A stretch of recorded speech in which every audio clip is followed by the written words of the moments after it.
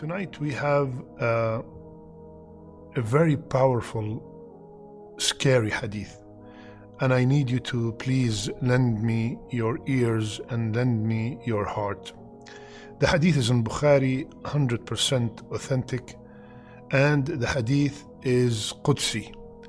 So Rasulullah ﷺ told us that Allah Azza wa Jal said. So what is the hadith?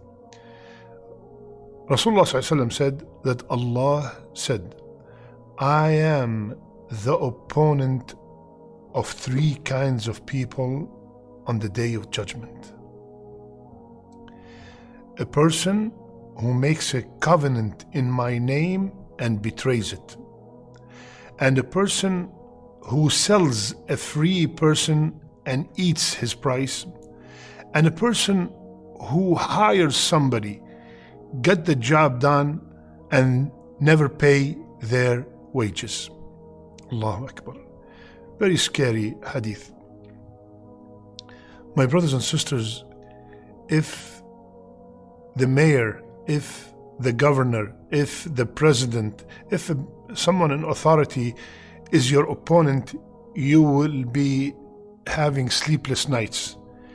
How about having Allah your opponent, and when on the day of judgment, when He is the only one who will permit people to Jannah and prevent them from the hellfire. He is the only one, لِمَنِ الْمُلْكُ الْيَوْمِ, to whom belong the mulk, all the bounties today, to Allah Azza wa Jal alone.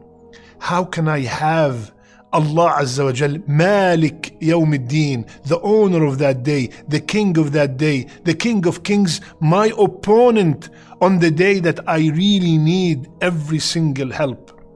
So we have to make sure that we are not among these three people. The first person is a person who made a covenant, made an oath by the name of Allah, and he betrayed it. What does that mean? Someone told another person, Wallahi, by Allah, if you keep this with me, this amana, when you come back, you will have it the same. I promise you, by Allah, I will protect it. With the intention, pre-intention to betray. Not something happened, emergency, an accident. No. He already had the intention to betray the person, and he used the same of Allah to gain the trust of that person. By Allah, if you give me that money, by Allah, I'm gonna give it back to you Ramadan first. He already knows he's not going to pay it. He doesn't want to pay him. He just want to take that money and deceive the person. Any kind of promise using Allah's name, making yameen, and betraying it on purpose, then that person will be among the people whom Allah Azza wa Jal will be their opponent. You know, that also applies to someone deliberately coming to the masajid, growing his beard, holding a masbaha, and constantly remembering Allah to gain the trust of people. And then he would tell them, I have a good project that will bring back this much money, and then he takes the money from the people. So he built that trust on purpose in order to betray the others. Like, wallah, I will never forget this brother. May Allah guide me and guide him. I went to a honey store in one of our countries, and the guy had a huge beard, and mashallah. I said, Allah, beautiful beard. You know what he said? He said, it's good for the business. Allah, he killed me. He said, it's good for the business. Because there's a lot of cheating when it comes to asal, to honey. You have no clue if the honey that you're buying is authentic, real, pure honey or not. So you have to trust the seller in order to buy that honey. So he said, I'm growing my beard in order for the people to trust me. It's good for the business. So we're using righteousness to betray people. That's also included in this. Be very careful, my brother, my sister. The second person We have to mention it even though it does not apply in our days. But it's a person who sold a free man and took all the money. He kidnapped somebody who is free, he's not a slave, and he sold them as a slave. And he took all the money. And the guy, so he stole his freedom, which Allah gave him. He stole his freedom that Allah subhanahu wa ta'ala gave him and sold him as a slave. You know, he kidnapped somebody, he captured someone, and he sold him as a slave. He's not a slave, he's just a regular human being, just like the guy who sold him. So that is also, Allah will be his opponent on the day of judgment. And the third one, unfortunately, it is the most dominant in our culture and in our time. We hire someone, and when I used to live in Dubai, this complaint was literally on a weekly basis.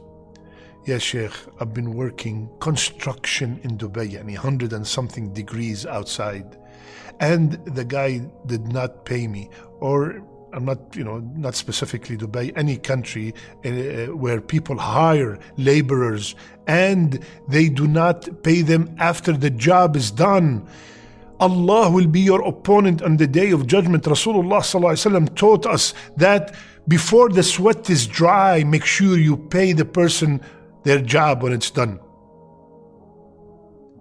How can you take someone's rights that his family overseas is depending on it, waiting for it, and you delay it for no reason whatsoever, just because maybe he doesn't have the power to fight you?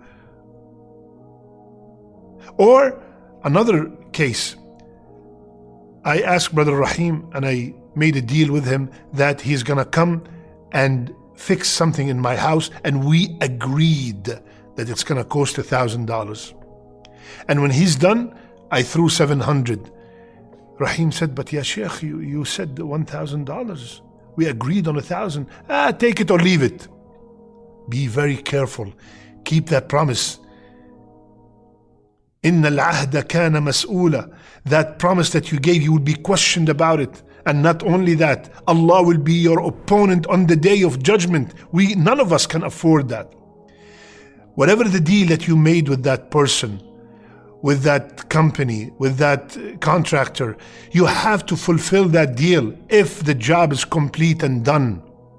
Otherwise, wallahi, the result is not pleasing to anyone. So Allah Azza wa Jal said, I am the opponent of these three kinds of people. A person that makes a covenant and betrays it on purpose. The second is a person that sells a free man and takes the money. And a person who hires somebody, get his job done, and then he does not pay his wages. May Allah subhanahu wa ta'ala protect us. May Allah make us from the people who listen and apply. May Allah make our last deeds our best deeds. May Allah permit us into Jannah without any punishment. May Allah make our last words La ilaha illallah. I love you all for the sake of Allah.